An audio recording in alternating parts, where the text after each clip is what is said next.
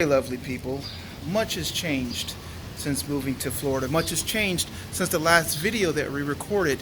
I am now again married, new wife and new life. No, joking. But that actually brings on the reason for this video. I have to find her a vehicle. And as you know, I'm very German. I love German vehicles very much. No, I am not actually German. I'm actually some other things. But I love German cars. But as you know, I hate BMWs, so I don't want to hear no X5s, no X6s. Sorry, Carlos, I can't do it. But we're going to take a look at especially some Porsche Cayennes, some Audi Q5s, Q7s, a lot to consider in that area. I'm sorry, Mercedes, but your SUVs are just not cool enough, right? Nobody wants an ML. Nobody. Especially with all that rattling in the back that they always have. So without further ado, I'm going to skip. We're going to go to the video where we're showing us actually looking for a couple of cars.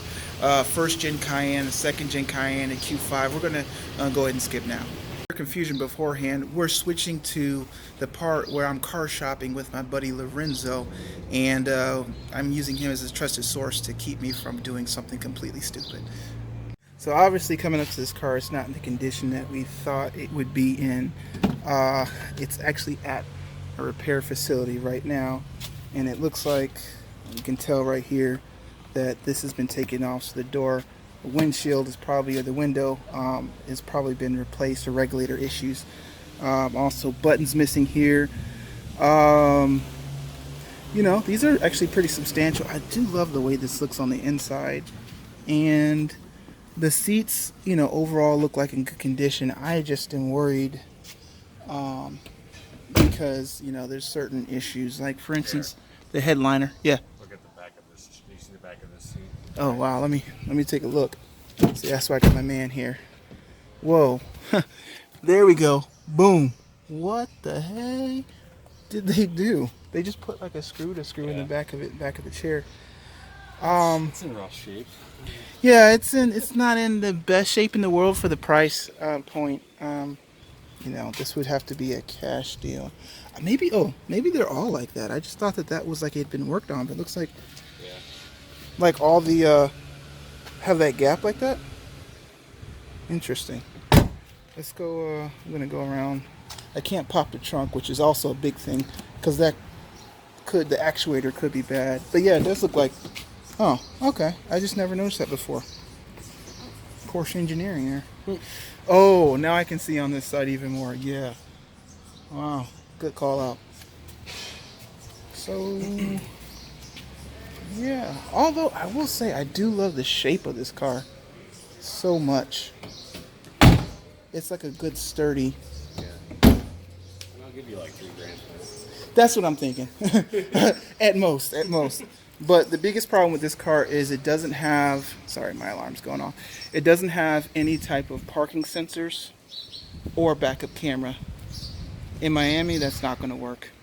I would have to do. So we are continuing our endeavors, and we've moved on to the next place. Now, I got to tell you, man, the cameraman that took the pictures for this car, this hybrid, wow, he knew the angle to pull it at. I mean, first of all, you see this right here? Look at the rock guard or whatever they put on there that's all like just come apart on this Florida sun. This right here is the award for the worst tires. I don't know how anyone drove. That's probably why this accident happened or whatever happened here. None of this was shown on the pictures at all. Gotta love Florida. Gotta love Florida. Look at this back. Oh, jeez. Oh, this didn't have a backup camera? Wow. Okay, so we're gonna look at that one maybe, and probably that Audi Q5 instead. Unless he's got all the parts and willing to make a huge deal and get a dent man out here, then that's about it. So there's now some differences between the Audi Q5 and the Porsche Cayenne. You would say they look kind of like the same size. They should drive the same way. They're both German. They should be reliable. Not at all. Very much different. One's a 2.0 liter turbocharged, very small 4-cylinder engine. The other one's a 3.6 300 horsepower naturally aspirated car. So besides the engines, just take that away first. But let's talk about the engines actually. I'm going to go back for a second. Um, Believe it or not, the 2.0 liter turbo is very punchy off the line. It is very adequate for city driving. It's all the power you really ever need. And the Q5, especially the first generation Q5, is a nice, small, lightweight car. Great. I'm not even going to talk bad about it. The problem with the one that we looked at in particular was it just didn't have the feature set. Again, I'm looking for the backup camera and especially for the sensors. And 2012, it just didn't look like a lot of cars had that automatically. That was an option. So that was the problem with that car. It didn't really have. I do tell you one thing: the Q5. What I love over the Porsche is the bigger mirrors. Big, huge mirrors in a smaller SUV or a midsize SUV are incredibly good. So yeah, other than it looking just like my car in certain ways, but a little bit downscale, Q5 is a great car. The Porsche, though, is just that much more. So after test driving the two back to back, I learned number one, I can actually sit behind myself at 6'2" in a Q5. I can also do the same thing in the Panamera. The Panamera just felt like a more substantial car. It felt like a road trip car. It felt like a cross continents kind of car. And, for similar money, that's what I was thinking. And so that's why we continued now at that point after that video, the pursuit of the Porsche Cayenne. Now that pursuit led me to a buy. I bought a 2012 Porsche Cayenne with 69,000 miles on it. It seemed to be a great deal. Car was super clean. I'm going to show you it in a second. And wife loved the car. Loved the car. Was so happy to have the car. We closed it at the Audi dealership of North Miami. Let me show you a pic.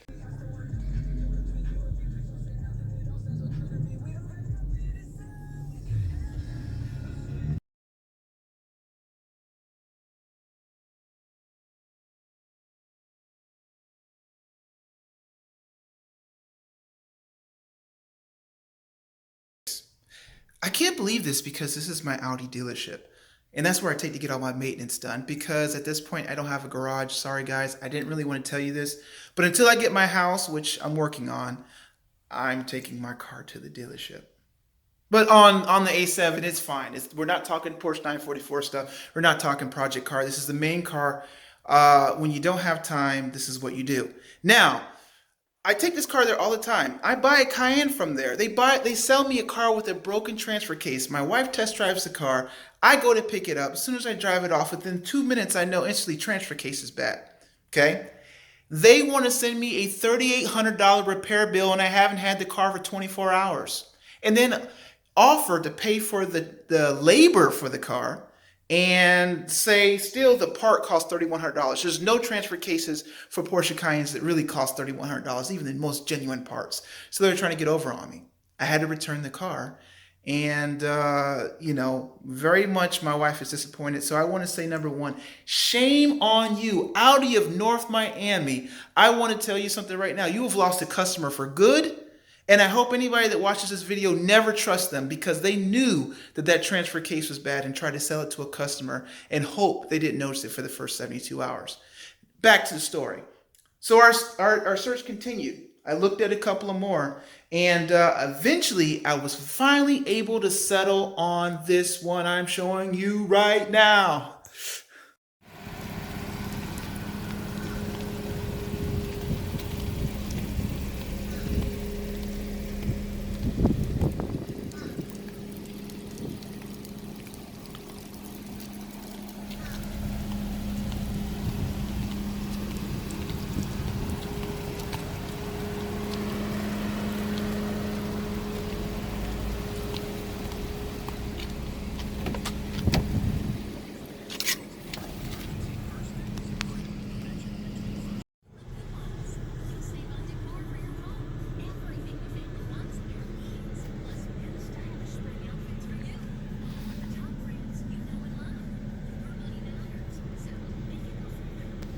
Here we go.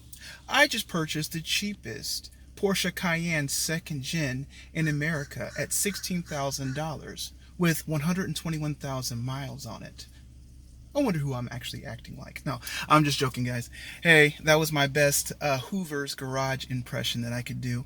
Yes, so I did finally make a purchase, and I bought one a Porsche Cayenne, first gen 2011 with 121,000 miles on it. A little high on the miles, not really high at all. To be honest with you, that's not a lot of miles. This car is what, 10 years old, 100, I mean like 12,000 miles a year, which is in scope. But there are plenty of examples of 2011, 2012s with a lot less miles. Here's the ticker. Because I was able to purchase it at $16,000, I was able to afford the aftermarket warranty that covers the transfer case, the engine compartments, the transmission, the most important pieces. And so that's extremely important to me. Also, we got this wonderful panoramic roof there. Wasn't available on a lot of options, and actually TVs in the headrests. This is a purchase again for my wife.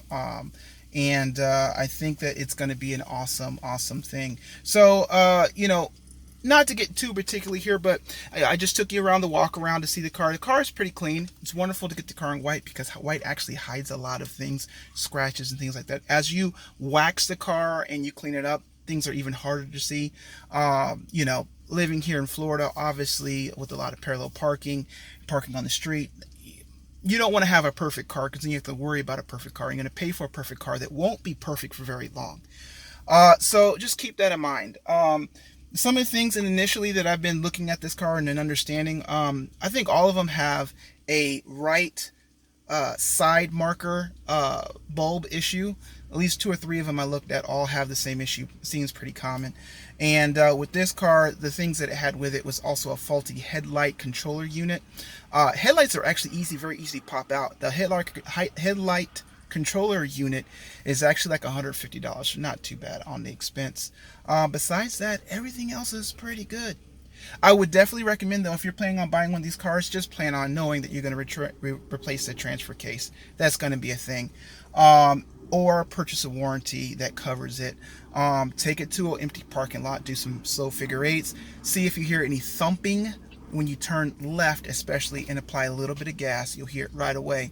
Or even on a mid accelerations, if you hear hesitation and there's no engine codes, look there, and that'll give you some indication. That is it, lovely people.